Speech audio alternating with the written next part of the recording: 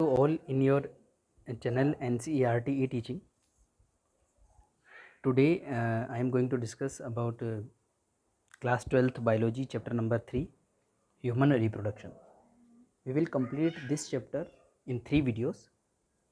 First female reproductive system, then male reproductive system, and then fertilization and implantation and childbirth. So let us discuss the first topic, which is female reproductive system. See, when we will discuss male and female reproductive systems of humans, side by side we will discuss the process of gamete formation, that is called gametogenesis.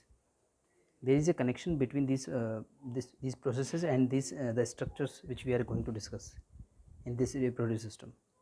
And if we are able to understand the structure as well as the process of gametogenesis, which is spermatogenesis in case of male reproductive system and oogenesis in the case of female reproductive system, then we will able to make connections and we will able to label the diagram also. Plus it is also related to our practical syllabus of class 12 biology. There will be some slides of testicle, ovary and blastula, one embryonic condition. So we will discuss all those things. So let's start our presentation. So in the starting, this diagram is taken as it is from NCERT textbook, and you must be familiar with this diagram because we have studied in class 10th chapter number 8, how do organisms reproduce. In that chapter we learned something about, in brief idea about human reproduction, and then we have some idea from class 8th also. There we also learned something about animal reproduction or human reproduction. So by combining or recalling those ideas, I will elaborate the chapter. So this diagram is somewhat familiar to us. We can see ovary, oviduct and uterus. Very three common things. Otherwise there are more labelings here, but these three common things we are learning from class 8 to class 10th. So I hope that, or I think that we all are familiar with these structures in this female reproductive system. Very familiar diagram. I am sure that all students are able to recall the structures in the reproductive system. It will be easier for us when we will discuss the detailed structure. So let's start our presentation. So in this presentation or video, we will cover three things: the female reproductive system, gametogenesis and the menstruation cycle. And menstruation cycle is very important. Many times we see 5 marks questions in the board examination. The hormonal control also very important topic, and it comes under unit number 1, which is reproduction in organisms, which carries 14 marks in the board examination. But when we study any chapter, whether it is human reproduction or plant reproduction, we can score more than the allotted marks because they are interrelated with other chapters also, plus they are related with practical syllabus also, and we also have some internal choice in questions in board examination. So if you prepare seriously chapter number 3 and 4, human reproduction and reproductive health, or if we prepare completely the chapter number 2, plant reproduction, then we will be able to score more than 10 marks. It depends on the statistics and our preparation. So what previous knowledge we need to understand these chapters? So here are some common topics which we always take into consideration: cell cycle and cell division. Whenever we talk about reproduction, there must be a knowledge of cell division, because no matter whether any reproduction is happening in single cellular creature or multicellular creatures, or we are talking about asexual reproduction or sexual reproduction, it always include cell division. Any kind of growth or any kind of reproduction always include cell division. So we must have knowledge of that. Cell cycle and cell division, chapter number 10 in class 11th biology, we can recall from there. And there were two types of cell division, mitosis and meiosis. Both we use in reproduction. Mitosis we use everywhere, in asexual reproduction and in sexual reproduction when fetus grows or embryo grows, And meiosis in human reproduction, we will use those concepts of meiosis in gamete production, spermatogenesis in males and oogenesis in females. Then chemical coordination and integration, chapter number 22 in class 11th biology, and neural control and coordination, chapter number 21. So why these two chapters? Because our reproductive systems also have some endocrine function. So not only our male and female reproductive systems are making sperms and eggs, which are male and female gametes of course, but also they are secreting some hormones which are maintaining our internal environment, plus they are helping in reproduction also. So we need to have an idea of control and coordination plus neural control and coordination. Why? Because we have a pituitary gland, hypothalamus. These type of glands regulate other type of glands. So every time we will discuss about gametogenesis or the control of gametogenesis, control of oogenesis, control of spermatogenesis, or control of menstruation cycle, we will discuss those glands and those hormones. So no need to worry. When we will discuss, we will learn, we will practice, it will be automatically come by heart. And then three things we need to remember all the time: that sexual reproduction, which involves two parents, asexual reproduction involves one parent. Sexual reproduction involves three steps. First step is called gametogenesis. It is the meaning is making gametes. What are gametes? Gametes are single cells which unite to make a diploid cell, which is called zygote. Gametes are always haploid. Humans produce gametes by the process of meiosis, by the cell division of which is called meiosis, and plants produce gametes by the process of mitosis, because they produce gametes from gametophytes, which we have learnt in chapter number 2. Then mating or spawning, bringing gametes together, second step. The third step, fertilization, fusion in gametes. So the first step and the third step, making gametes and fertilization, these are the common steps in all animals. So if we understand gametogenesis in humans, egg formation and sperm formation, the concept of meiosis, and if we understand the concept of fertilization, how a zygote forms, then we will be able to understand the reproduction in all organisms, all animals. Although the mating or the second step is have a huge diversity, so we will not discuss this thing in detail, because this is not the topic of this chapter. We need to understand first and third step in detail. So okay, this very iconic diagram taken from NCERT. It compares side by side two processes, because before discussing male and female reproductive system, if we have some idea of gametogenesis, then it will be very easier to understand the functions of those organs, plus it will be easier to label the diagrams. I will show you how. So this is a side by side comparison of two steps. First step is spermatogenesis, which means making of sperms. Sperms are male gametes, and this diagram represents oogenesis, means making of female gametes, which are eggs. And I'm sure that we all are familiar with these terms, because from class 8th science we are reading these chapters, from class 8th science, then 10th science, then now we are in class 12th biology. And very common things you will notice. I will give very oversimplified general idea so that we can compare. Then we will discuss these things in detail. So first thing, there are some cells in male reproductive organ as well as female reproductive organ which will make gametes. Those cells will be called as sperm mother cells or egg mother cells. Clear? And there will be a specific name for those cells. So we will say that spermatogonia, the cells which will make sperms after meiosis of course, and oogonia, the cells which will make eggs. Oogonia plural, oogonium singular, spermatogonia plural, spermatogonium singular. Very simple to understand. Okay.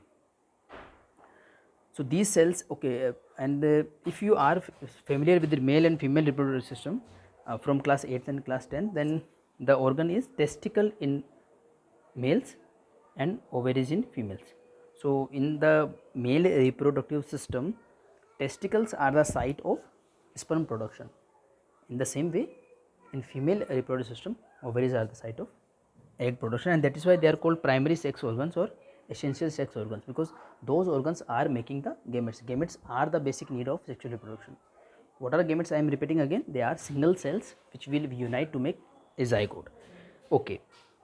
Now we know that spermatogonia in testicles and oogonia in ovaries. These cells will make sperms in male reproductive system and eggs in female reproductive system. Now the question will arise, okay, if they are making eggs and sperms continuously, one day they will exhaust. There will be no spermatogonia or oogonia. So for solving that problem, you can see here they multiply by the mitosis. They multiply by the equatorial or equational division, which is called mitosis. So they multiply, they increase their number by mitosis. So here this diagram, these red beads represent this process, multiplication in mitosis. Now any spermatogonium or any oogonium, spermatogonia means plural, spermatogonium means singular. So any spermatogonium, for example this, let's take this, any spermatogonium which will undergo meiosis. Okay, if meiosis happens in any spermatogonium, that spermatogonium will be called as primary spermatocyte. Okay, so you can understand that there is no difference in spermatogonium and spermatocyte, no difference. Both are diploid cells. What do you mean by diploid? If in class 11th in diversity in plants and animals and in cell division, we learnt about haploid and diploid. Very simply, our simplified definition is this: any cell, if it is having single set of chromosomes, it is haploid, or if any cell is having double set of chromosomes, it is diploid. So spermatogonia are diploid. Primary spermatocytes, no difference, they are also diploid. Actually all the cells of any human being are diploid except gametes. So all cells in a female are diploid except eggs, and all cells in a male are diploid except sperms. Okay, so spermatogonia and spermatocyte, no difference. You can see spermatogonia, spermatocyte, no difference. The only difference is any spermatogonium in which meiosis is starting to make gametes or sperms is called primary spermatocyte. In the same way, side by side, you can understand that, okay, any oogonia which is undergoing in meiosis to make eggs is called primary oocyte. This is how you can learn both of the processes, and you can learn both of the names. Names are also similar. There are some differences, there are some critical differences. We will discuss about that also. But let's compare and let's see what are the common things here. Okay, now very simple. If you know about the meiosis 1 and meiosis 1 and meiosis 2, we know that meiosis is a reductional division. Actually, two cell divisions are there, and there will be single time DNA duplication. So the end result is one cell will undergo meiosis. It will make two cells, then four cells. Here you will see only two cells. So these cells will have single set of chromosomes. Parental cells have double set of chromosomes, and daughter cells have single set of chromosomes. This is what we call meiosis. So primary spermatocyte will undergo meiosis 1 and meiosis 2, and it will make some cells which are haploid, which are called spermatids. Okay, so the primary spermatocyte will undergo into first meiotic division, and it is called as secondary spermatocyte. And if you have knowledge of meiosis, you can recall the chapter cell cycle and cell division, chapter number 10 from class 11th. You will learn that primary spermatocytes are diploid and secondary spermatocytes are haploid, because in meiosis 1, after meiosis 1, we have single set of chromosomes. So secondary spermatocytes are haploid, and secondary spermatocytes will make spermatids which are also haploid after meiosis 2. If you have knowledge of meiosis, you will understand this. Same thing here in oogenesis. Again, primary oocyte will make secondary oocyte, and secondary oocyte will make ovum. Okay, all are haploid, and you don't bother about this first and second polar body. We will discuss this thing also. So first see the common things. So again I am repeating, the cells in testicles which will make sperms are called spermatogonia, singular spermatogonium. Any spermatogonium which is undergoing in meiosis is called primary spermatocyte. After meiosis 1, the cell will be called as secondary spermatocyte with single set of chromosomes, and secondary spermatocyte after meiosis 2 will be called as spermatid, again haploid. And we know that after meiosis from one cell we will have 4 cells, so we have 4 spermatids, correct. And spermatids are cells which are haploid. They will undergo some transformation. That transformation is called spermiogenesis. Okay, spermatogenesis and spermiogenesis. In testicles, making of sperm is called spermatogenesis, but technically making spermatids is called spermatogenesis. The transformation of spermatids into sperms is called spermiogenesis, differentiation. Okay, so there is no difference between spermatids and spermatozoa in the level of chromosome number, but yes, there are some morphological differences. So these spermatids will become sperms. Okay, we will learn about the structure of sperm in the when we will discuss the male reproductive system. Now, so this is the common idea about gametogenesis in general or spermatogenesis in testicles. So let's talk about oogenesis, because we are going to learn about female reproductive system in this video. Okay, so now we have some common things here. In ovaries we have oogonia, which are multiplying themselves by the process of mitosis. Then there are some oogonia which will undergo in meiosis. They will be called as primary oocyte. Primary oocyte will undergo first meiotic division, it will be called as secondary oocyte, and secondary oocyte will undergo in second meiotic division, and it will be called as ovum or egg. So what do you mean by this first polar body and second polar body? Okay, see, in a meiosis we know that one cell divides and it makes 2 cells after meiosis 1, and those 2 cells will again divide and they will make 4 cells after meiosis 2.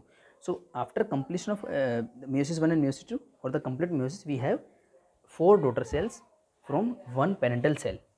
Okay, and then one mother cell or parental cell, if it is a 2n or a diploid cell, 2n, then the daughter cell will be n.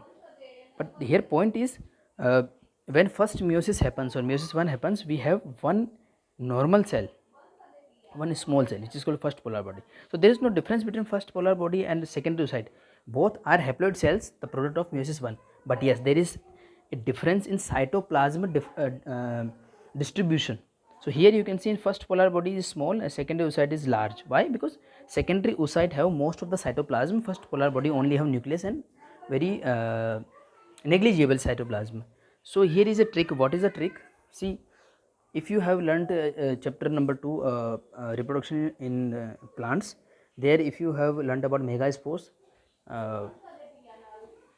4 megaspores, 3 degenerating megaspores, 1 surviving megaspore, same type of where you will see, although there is no connection, but you can imagine that the cytoplasm or the shape and size of oocyte, primary oocyte, or the oogonium and ovum is the same. Why the same? Because cytoplasm is conserving. See, in first division you can see, again you can see in first division cytoplasm completely transfers here. Okay, and polar body receives no cytoplasm. Again secondary oocyte divides. This polar body will also divide, but this is not the matter of concern for us. Okay, this secondary oocyte will divide, again it will make second polar body and ovum. So you can see same size, primary oocyte, secondary oocyte and ovum, and here you will see 3 polar bodies. So again the product will be same, 4 cells with haploid chromosome number, but you will see only functionally or morphologically only one cell which have most of the cytoplasm with haploid number. So it is because if you consider the function of these gametes, then you know that ovum, see, the internal the process of internal fertilization will happen in the female body, plus ovums or ova, not ovum, sorry, ovum, the plural form is ova, not ovum, sorry. So ova or ovum will remain in the ovary. They will move in the female reproductive tract. Female reproductive, we will learn about female reproductive system. If you know, then in fallopian tube they will fertilize there and the implantation will be in the uterus. So okay, let me show that thing also. See, this is the female reproductive system, very iconic diagram, we all are familiar. Okay, I leave that topic there. I will come to that topic, the egg formation or oogenesis, and I will elaborate the topic afterwards. First let us be familiar with this diagram. So when we talk about this diagram, see, these are ovaries. We have two pairs of ovaries in female body, and this tube is called oviduct or fallopian tube. Now in class 12th we see three subparts of this fallopian tube also: infundibulum, ampulla and isthmus. You can see by labeling what do you mean by these parts. So these all three all together makes fallopian tube, which is called oviduct also, class 10th level. Then this organ is called uterus. So you can see uterus have some layers. Outer wall is called perimetrium, internal wall is called endometrium, and middle wall is called myometrium. Perimetrium, myometrium, endometrium. So these are some extra labelings. I don't think they are so difficult, because this structure we are learning from class 8 to class 10th. Now we are in class 12. So there will be definitely some extra things to learn and very easy to learn. So three layers in the uterus: perimetrium, myometrium, endometrium, three layers. It's very simple to understand. And then three parts of fallopian tube or oviduct, which are isthmus, ampulla and infundibulum. So generally what we say that okay, that fertilization happens in the fallopian tube.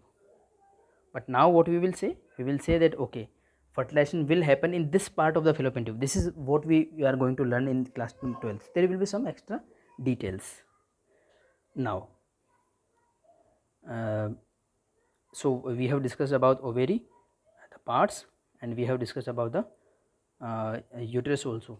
So there are three layers in uterus, and anybody can easily tell that embryo or fetus will attach with the internal wall of the uterus. What do you mean by internal wall of the uterus? Internal wall of the uterus is called endometrium. So see, in class 8th or in class 10th, what we say? We say okay, embryo is going to attach in the uterus. This is what we say. But now what we will say in class 12th? We will say okay, embryo is going to attach in the internal layer or internal wall of the uterus, which is called endometrium. Very simple to understand. Not, I don't think it is so difficult for us. Again, we have some other organs also. So when uterus is, this is the uterus. So there is a neck of uterus which is called cervix. Here you can see narrow canal. This canal is called cervical canal, and then we have a organ which is called vagina. So vagina is birth canal. So if you remember the different type of fertilization or different type of animals when we discuss in reproduction in class 8 and class 10th, then if you recall that we have frogs. Okay, we have frogs which have external fertilization. What do you mean by external fertilization? With the fertilization which happens outside the animal's body. So where outside means water, in water. So there a male frog releases sperms in the water, female frog releases eggs in the water, and in water egg and sperm fuse, of course, and they make zygote, and they will make the animal embryo. So this is what we call external fertilization. Okay, now if we talk about lizards, okay, this concept will be very interesting for you. That is why I am discussing. If we talk about lizards, so we know about lizards that they have internal fertilization. It means there is no external fertilization in lizards. They do not live in water. So fertilization will be in the female body, but after fertilization they lay eggs. Okay, lizard lay eggs outside its body, then they develop outside the body. Of course, the reptilian egg or the egg of lizard or snake have some calcium carbonate or some tough shell, then it has some liquids inside, nutrition inside, we all know, because embryos cannot survive, they can be dry in the outside environment. So of course they are laying eggs, but yes, there is some arrangement of food and water, because we cannot survive without water. So and if we talk about mammals, if we talk about cow, okay, cow, goat, camel, if we talk about these animals, what is the difference between lizards and these animals? That these animals, they are having internal fertilization like lizards, but they do not lay eggs. They keep their babies inside their body, and babies are taking birth. They are not laying eggs. Okay, they are giving childbirth. So here we have discussed 3 steps if you pay attention. First step, fertilization inside the body. Second step, giving birth to a child or giving birth to a baby. So, and the first step, no matter we are talking about lizard, frog or cow, one step must be there, which is making of gametes. So frog is also making gamete, lizard is also making gametes, and cow is also making gametes. So if we are talking about female reproductive system of frog or any animal, there must be one organ which makes gametes. Now here in humans we know that organ is called ovary. So ovary is called primary sex organ or essential sex organ. Why? Because ovary is responsible for making female gametes, which are called eggs or ovum singular or ova plural, or the process of making eggs is called oogenesis. The process of making sperms in male is called spermatogenesis combined gametogenesis, because they are gametes of course. So there will be one organ. Here we can understand ovary. So there will be ovary in frog also, there will be ovary in cow also, in goat also. Okay. Next step, what step? One extra step added in cow and lizard, internal fertilization. So there must be a place where fertilization happen, because in the frog there will be no place, because they are releasing their sperms in water or eggs in water. Because this I am discussing this concept because we all are familiar with this concept from class 8th and class 10th. Very easy: internal fertilization, external fertilization, laying eggs, laying babies, okay, giving birth to babies. So there is one place for fertilization also. That place is called oviduct or fallopian tube. Very easy. So here now you can understand different parts of female reproductive system as well as their functions, because in board examination sometimes they say that okay, label this diagram. In board examination sometimes they pick the diagram as it is from NCERT, and then they ask question in this way that okay, you label the part where fertilization happens, you label that part where gametogenesis happens, you label that part where implantation happens. That is why I am discussing these things. These things are also interesting, and you will come to know the importance of different parts of the reproductive system. Okay, now so what difference was there in lizard and in cow? That lizard is laying eggs, they are not holding their babies inside their body, but cow, goat, camel, they are giving birth to babies. So there is a need for another organ which can rear babies, which can keep babies inside. That part is called uterus.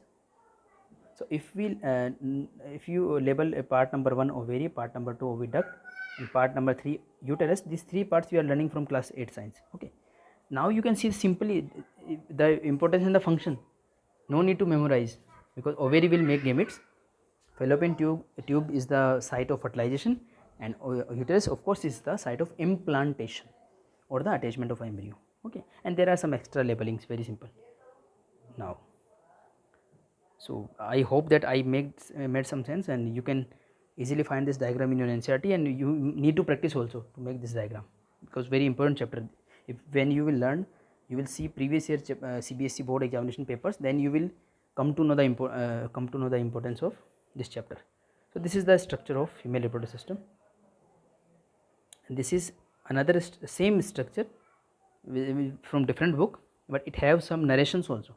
So that will help you to you can pause this video, you can take in screenshot if you want to take, then with the narration it is like a comic book.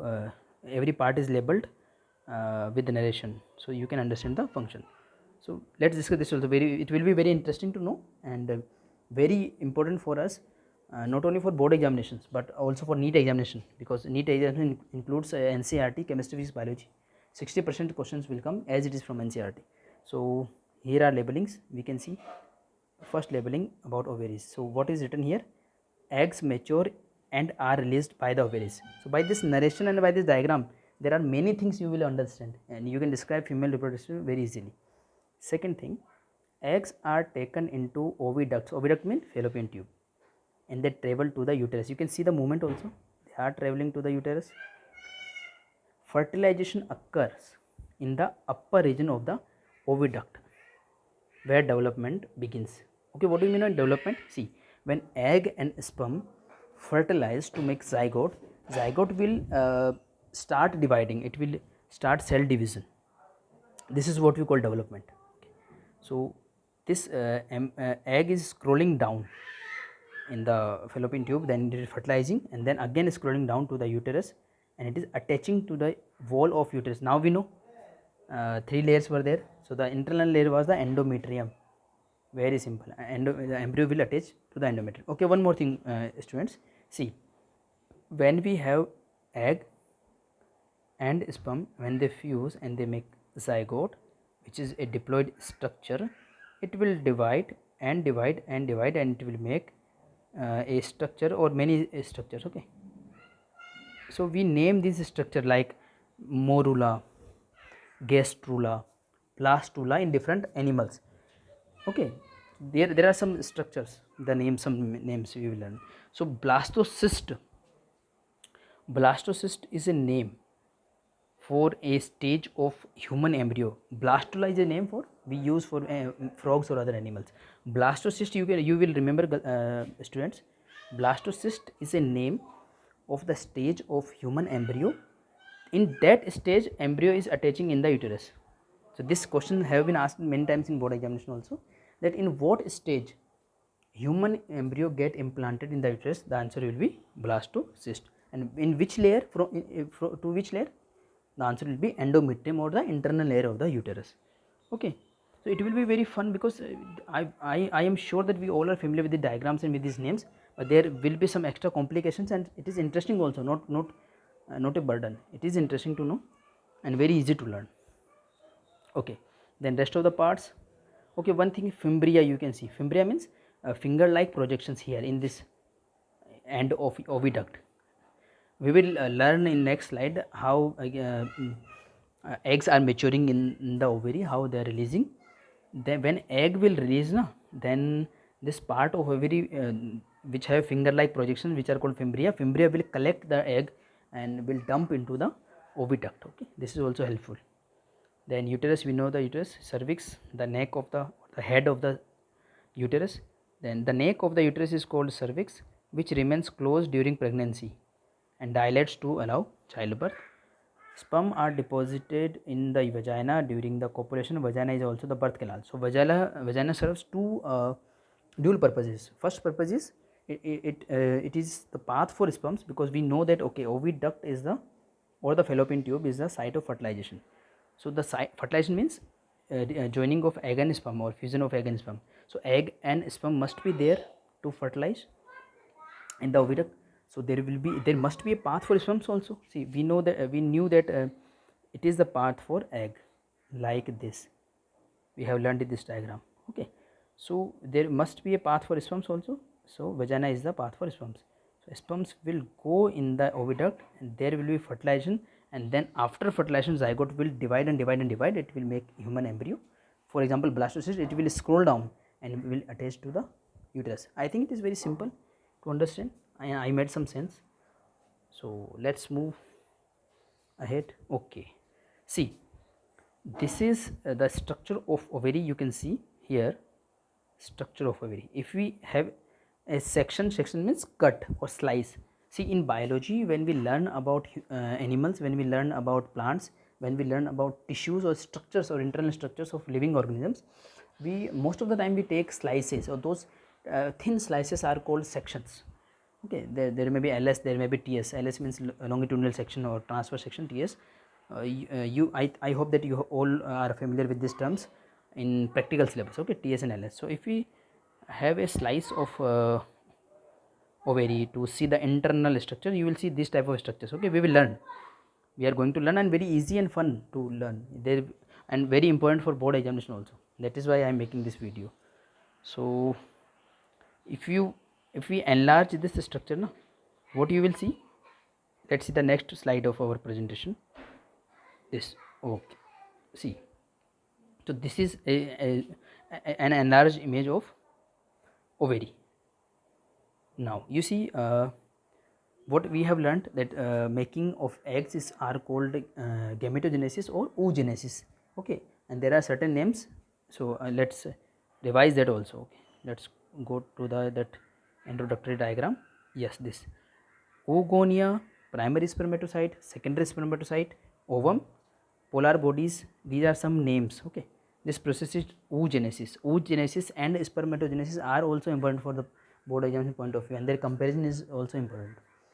Okay, so I was talking that I was saying that there are some similarities which we have discussed. For example, spermatogonia, oogonia, the cells which can make eggs and sperms, primary spermatocyte, primary oocyte, diploid cell which is undergoing into meiosis, secondary spermatocyte, secondary oocyte, the product of meiosis 1 which are haploid, spermatid, otid, otid is also a term, the product of second meiosis, and otid will transform into ovum and spermatid transform into spermatozoa or sperms. Okay, common things. Let's discuss the differences. So the first difference you see here is the making of polar bodies. So because of making of polar bodies, in first meiosis we have first one polar body and one secondary oocyte. In second meiosis we have two more polar bodies and one more polar body here and one ovum. So after meiosis, completion of meiosis, we have 4 spermatids that will make 4 sperms, but here we have only one ovum or one otid. This is first difference.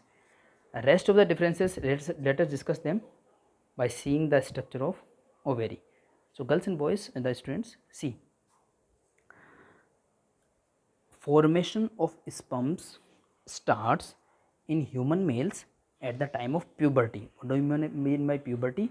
I am sure that you have learned in chapter class 8 and class 10th also. In class 8 there was 2 chapters, one for animal reproduction and another chapter was adolescence. So I am sure that you all are familiar with these terms.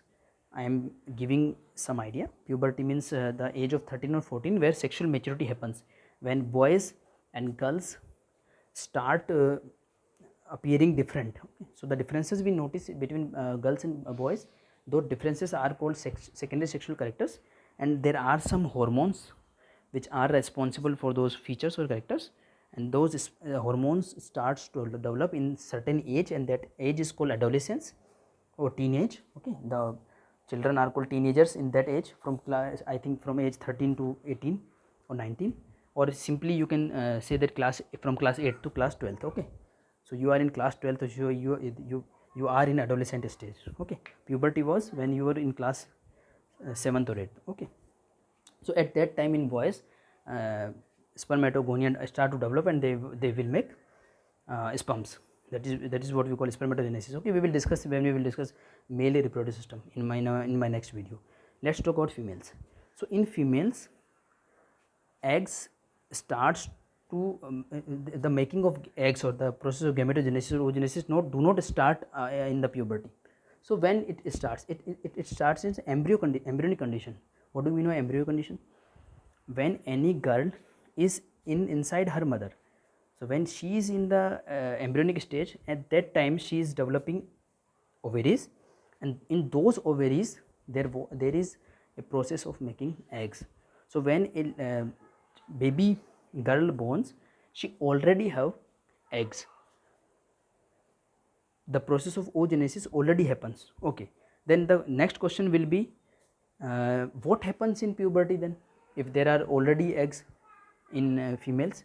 So girls and boys, students, in puberty those eggs will mature. There will be no starting of the process, there will be maturation of eggs. Okay, and we will learn about the technicality also. So when I talk eggs, actually they are not eggs, they are secondary oocytes. So now we are familiar with primary oocytes, secondary oocytes, oogonia. Okay, ovum. So actually the process of making eggs starts in embryonic conditions and they reach to secondary oocyte stage, and that after that the process goes into a pause or in hold. After puberty those eggs start to mature. So in oversimplified term I can say that, okay, any female is making eggs or having oogenesis in the embryonic condition, and after birth and in puberty she starts growing those eggs. Where? In ovary. Okay, now let's discuss these events, very important for board examination point of view also. So students, here you can see primary oocytes, or we will simply refer them as eggs. So here eggs are maturing, no matter they are in primary oocyte stage or secondary oocyte stage or any other stage, they are getting matured. Now you can see here big circles within circles.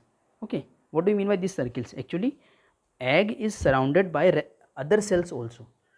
Egg is not alone in ovary, it is surrounded by many cells, and that cluster of cells along with eggs, the cluster of cells is called follicle or egg follicle. You can notice here FOLLICLE, follicle. What do you mean by follicle? Very simple, egg plus surrounding cells. So eggs starts maturing in ovary after puberty in cluster. In cluster there are rest of the cells, only one egg. Okay, egg will start growing and growing. You can see the enlargement of egg.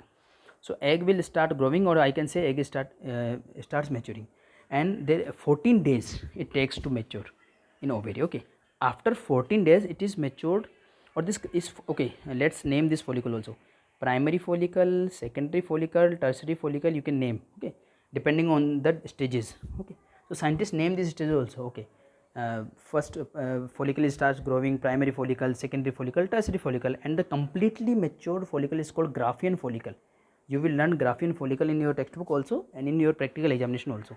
Okay, and in many, if you see previous year board questions, you will there have been some questions. They are asking about the structure, to draw the structure of Graafian follicle. So very important for examination point of view also. So complete, what do you mean by Graafian follicle? Graafian follicle means completely matured follicle. Okay, very simple to understand. How many days it takes? Generally 14 days. Okay, what happens after maturation of follicle? Very simple, the follicle will rupture and it will release egg. Where? See, when you see the structure of here, when egg will mature, ovary will release eggs in the abdominal cavity, but they cannot escape anywhere. Why? Because fimbria are there, na, fimbria of oviduct. So fimbria will collect those eggs where?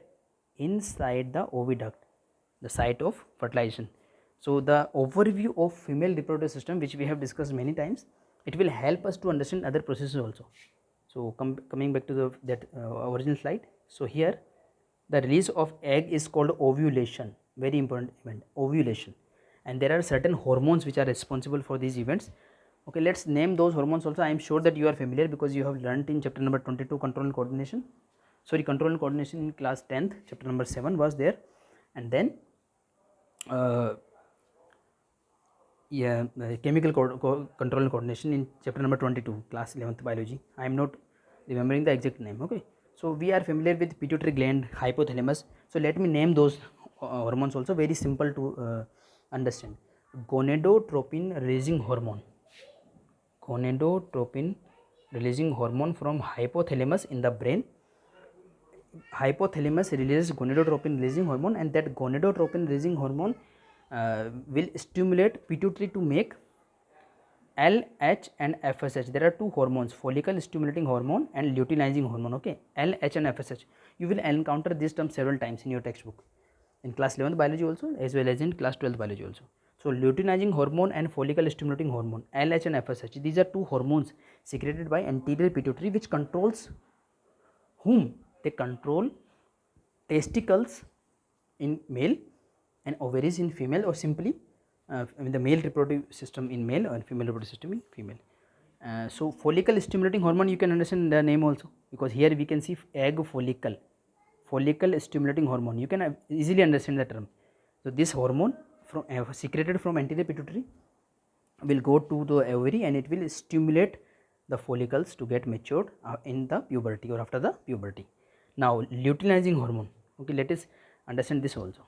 So see, after maturation in 14 days, egg follicle will release egg in the abdominal cavity, and again it will be collected by fimbria and it will go in the oviduct. What will happen to the rest of the cells? Because we know that egg follicle means egg plus surrounding cells. So rest of the cells will become yellow in color. Yellow means lutein. This luteinizing or lutein, this word, luciferase, if you get resemblance in these words, this is what we call for yellow bodies. So this structure will become corpus luteum. What do you mean by corpus luteum? Egg follicle without egg, or mature or graphical egg follicle, Graafian egg follicle, when it releases eggs, which is called ovulation, in after 14th day or simple 14th day, then egg follicle becomes corpus luteum. What is the function of corpus luteum? Very simple. See, in class 11th biology in chapter number 22, we learned that okay, ovaries secrete two hormones, estrogen and progesterone. I am sure you all will remember. So estrogen was responsible for development of secondary sexual characters in females, and testosterone, if you remember, secreted from testicles, was responsible for secondary sexual characters in males. Then another hormone, progesterone, is responsible for maintenance of pregnancy. Okay, now we know the structure of ovary. Now we know that ovary is not a single thing, there are many structures in the ovary. So now let us pinpoint the structure. So actually follicle, egg follicle is releasing those hormones. Which hormones? Estrogen and progesterone. And after release of egg, this egg follicle is becoming corpus luteum, which will produce progesterone in more quantity, estrogen in less quantity. Okay, so actually egg follicle, both egg follicle and corpus luteum will produce estrogen, progesterone, because it is their secretory endocrine function. But the point is, after ovulation they will secrete more progesterone. I will discuss why. Okay, let's discuss that also. See, very simple. Again I am going back to this diagram. See, after puberty, one egg follicle will get mature in the ovary in 14 days.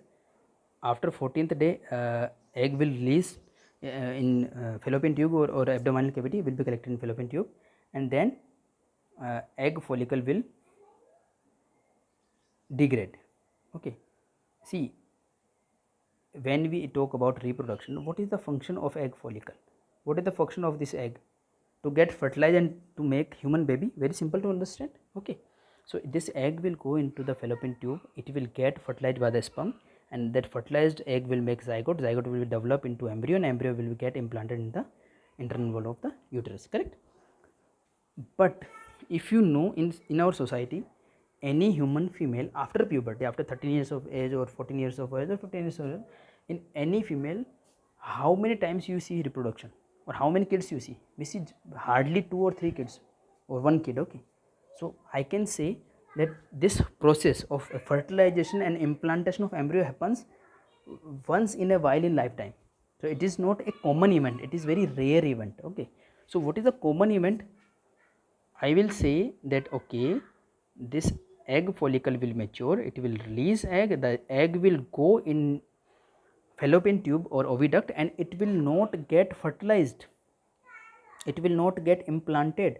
Then what will happen to this egg? This will simply get destroyed. Okay, in the process of reproduction, our body system will always use new eggs and new sperms. Okay, there will be no place for old things here. This is the normal process. Okay, even though we are studying human reproduction, and that is why we are saying this again and again. Okay, that okay, oviduct is the site of fertilization. Okay, ovaries are making gametes for the fertilization, for implantation or implantation. The uterus is the site of implantation, or endometrium is the place where embryo in the form of blastocyst will implant. But we know the reality that, okay, it is very rare event. Normal event, there will be no fertilization in the oviduct.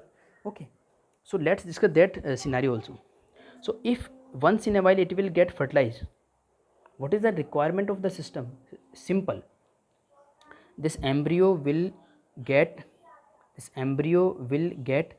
attached with the uterus or internal wall of the uterus. So for providing nutrition to this embryo, there is a requirement of high blood supply. What blood does? Blood supplies oxygen, blood supplies glucose to the baby, blood supplies antibodies to the baby, blood collects excretory material from the baby, blood do everything. We have learned about circulatory system from class 7th. We are learning, we have learned in class 10th also, we have learned in class 11th also. So we know very well what is the function of blood, what is the function of circulatory system. So blood is very essential to provide nutrition to the embryo. So if embryo is getting implanted, this uterus or internal wall of the uterus need more blood supply.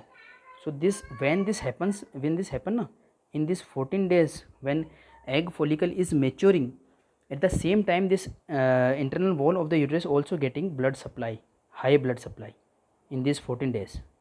If embryo is getting implanted, then definitely it will get nutrition. But we know the reality that it is not going to implanted, because it is not going to fertilize all the time. So what will happen? So if this egg is going to destroy, we no longer need this blood supply in the uterus also. So what will happen? Again, we do not need this blood supply, we do not need this egg also. So what will happen? Very simple. After 14th day, when system realizes, okay, that egg is not going to fertilize, this blood supply slowly, gradually comes out from system through the vagina, and this uterus will again become thin. Okay, and it will again take 14 days. So 14 plus 14, it will get 28 days to develop a egg follicle, and again to degrade that egg follicle in the form of corpus luteum. Again after 14 days or after 28 days, when completely see this egg follicle, if this is completely destroyed, if there is no blood supply in the uterus also, it is thin, there is no egg, again what will happen? And hypothalamus will again release gonadotropin releasing hormone. I am repeating the process so that you can memorize. Again pituitary will release luteinizing hormone and follicle stimulating hormone. Now you can remember the name also, follicle stimulating hormone. It will again stimulate ovaries to what? To mature follicle. And luteinizing hormone, you can correlate the name corpus luteum and luteinizing hormone. Now you can correlate the names. This is how we can remember the names also. Luteinizing hormone, LH and FSH, very important hormones for board examination point of view also, and for reproduction of course. So this is the case. So after puberty, what happens? In 14 days, egg will get mature. The egg follicle will get mature. In 14th day, egg will release and go into the fallopian tube. After in rest of the 14 days, the corpus luteum will degrade, because we know there will be no fertilization. Again in 28 days, this process will be over. Again after 28 days, a new follicle will get mature. Again 14 days, it will get released. Again in 14 days, it will get destroyed. It will happen over and over again. And if we calculate roughly 28 days as 1 month, so it is a monthly cycle. Monthly cycle of what? Monthly cycle of ovary. You see the changes in ovary in 28 plus 14 plus 14, 28 days, and at the same time we will see changes in uterus also. So there is a uterine cycle, there is a ovarian cycle, and if we combine all the events with this hormonal regulation, we call this menstruation cycle. Very simple to understand. So what happens actually? This internal wall begins to thick and thick and thick. The changes are there in the uterus and ovary also. After 28 days, there is no requirement of extra thickening, so this blood comes out from body, and this coming out in 2 and 3 days is called menstruation. So we cannot see these events happening in the body, but of course we can see this menstruation phase. So by calculating this period, the first day of menstruation, second day of menstruation, third day of menstruation, we can remember the complete cycle. So this is how we can calculate a menstruation cycle also.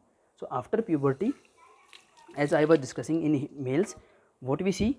We see starting of making gametes or starting of making sperms, which is called spermatogenesis, again and again. So on weekly basis, human males produce sperms till their death. Okay, but in females, what we see? We do not see making of gametes. No, making of gametes happens in embryonic conditions. So after puberty, what happens, girls and boys?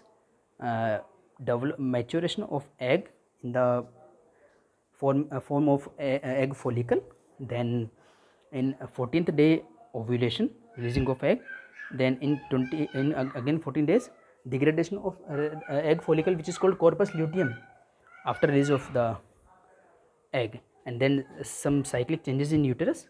So these all changes are called menstruation cycle. Again, now I am sure that you will understand these events. If you want to take a screenshot, you can take, and then you can practice this diagram, the making of this diagram, and you can understand this diagram very easily, what we have discussed. Okay, and this is a summary of interaction of hormones which we have discussed till now. Hypothalamus is releasing gonadotropin releasing hormone. In that response, anterior pituitary releasing luteinizing hormone and follicle stimulating hormone, that are stimulating ovary for what? For making or maturing egg follicles along with the egg, plus that egg follicle will make estrogen and progesterone in different quantities. So after ovulation, it will make more progesterone. Before ovulation, it will make more estrogen. Because we understand the process also, no? After ovulation, if there is a possibility of fertilization, body will need more blood supply in uterus, plus it will need some changes in the body according to pregnancy. So progesterone, okay, gestation means the pregnancy period, you will come to know afterwards. So progesterone means the hormone which sustains pregnancy. Okay, and what do you mean by positive and negative feedback? This is a controlling mechanism of hormones. You have learned in chapter number 22 in class 11th. So some events stimulate these hormones, some events inhibit these hormones depending on the what happens to the egg. So if fertilizing happens, then corpus luteum will enlarge and it will make more progesterone, and if there will be no fertilization, the corpus luteum will degrade and there will be less hormones. Okay, so this is how this control happens. I am repeating again if you are having any difficulty to understand. See, if you see that this is anterior pituitary, okay, this is hypothalamus, you imagine, and this is ovary. Okay, we have egg follicle. In egg follicle we are having egg, this is ovulation, and now we have corpus luteum. Okay, see, if it is not fertilizing, then corpus luteum will degrade, and if corpus luteum will degrade, there will be less progesterone. Clear? If this egg will fertilize, then this corpus luteum will enlarge, it will not degrade, and it will make more and more progesterone. Progesterone means the pregnancy hormone, the hormone which sustains pregnancy. So actually this progesterone goes to pituitary and it suppresses, that do not make LH and FSH, because you can understand easily now why pituitary secrete LH and FSH, to stimulate follicle. See, if you pay attention to the name, follicle stimulating hormone, so it will stimulate follicle to develop. So if there is already pregnancy, if the egg is fertilized, if the embryo is implanted in the uterus, we do not need to grow more follicles. So this progesterone will go to pituitary and it will inhibit. This is what we call negative feedback. Now I hope that you will understand how it inhibits hypothalamus and pituitary to do not release what, gonadotropin releasing hormone by hypothalamus or LH and FSH by pituitary. Or if this egg is not fertilized, which is a normal event, then this corpus luteum will get destroyed in total 14 plus 14, 28 days. If there is no corpus luteum, there will be no progesterone. If there will be no progesterone, there will be no inhibiting of anterior pituitary or hypothalamus. If there is no inhibiting, what will happen? Hypothalamus will secrete GnRH, gonadotropin releasing hormone, and in that response, anterior pituitary will make luteinizing hormone and follicle stimulating hormone. They will again stimulate ovary to make what? To grow another egg follicle. So this is how our body regulates these events, and we can take advantage of this mechanism also. We can have artificial progesterone. See, if there is more progesterone in the blood of female, what will happen? There will be no LH FSH and there will be no maturation of egg follicle. So sometimes we take artificial pills or artificial tablets which have artificial progesterone, which is called progestin.